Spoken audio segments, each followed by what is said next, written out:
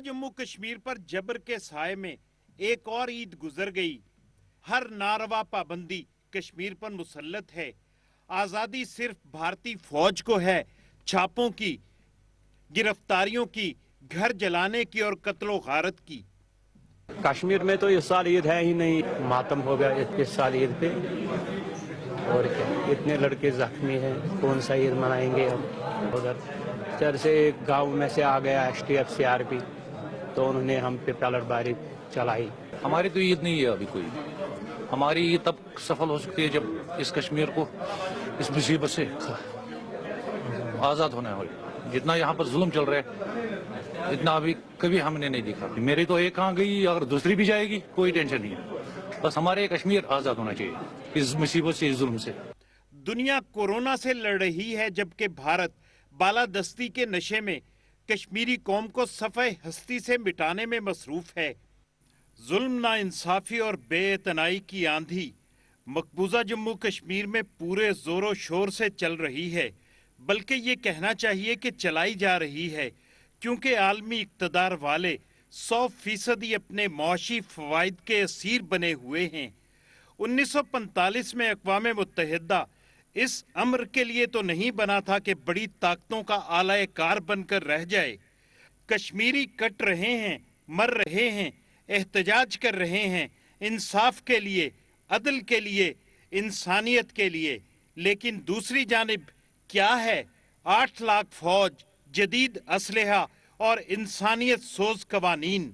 ऐसे में खुद ही फैसला कीजिए, क्या कश्मीर इंसानों का मस्कन है या भेड़ बकरियों का? और चरवाहों के हाथ में लाठियां नहीं, बंदूकें हैं, जिससे जो चाहें सलूक करें, जिसे चाहें अबदी नींद सुला दें।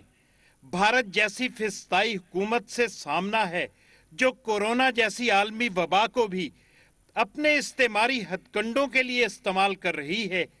कोरोना की आड़ में खाना तलाशियां और छापे तो नहीं रुके, ना ही शहादतें रुकी।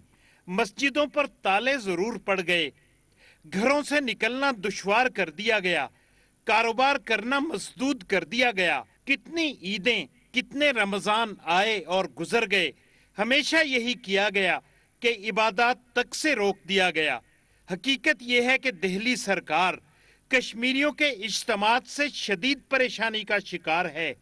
जनाजों पर पाबंदियां इस तरह से आयद की गईं कि अब लाशें भी नहीं दी जाती।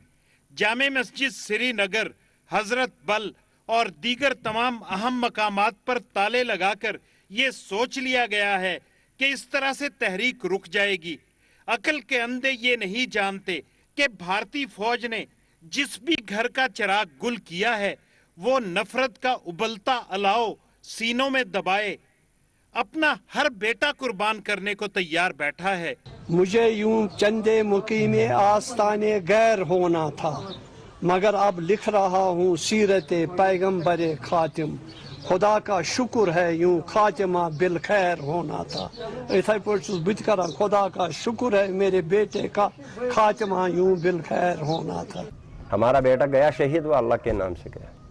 कोई दुख नहीं, कोई टेंशन नहीं। जुल्म की वजह से ये देखकर हमें कोई महसूस नहीं होता कि मेरा बेटा शहीद हो गया। भारतीयों की शक्ल देखने के भी कश्मीरी रवादार नहीं। यही तो वो लाखों घराने हैं जो तहरीक को ईंधन फराहम कर रहे हैं।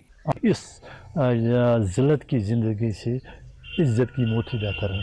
मैं खुदा का वो बंदा हूँ जिसके रग रग में आजादी की तड़प मौजूद है। भारत ये जंग हार चुका है, क्योंकि जमीनी सूरत हाल नकारा है जो मुसलसल बज रहा है, और इस आवाज ने मोदी और इसके गुमाश्तों का सुख चैन सलब कर लिया है।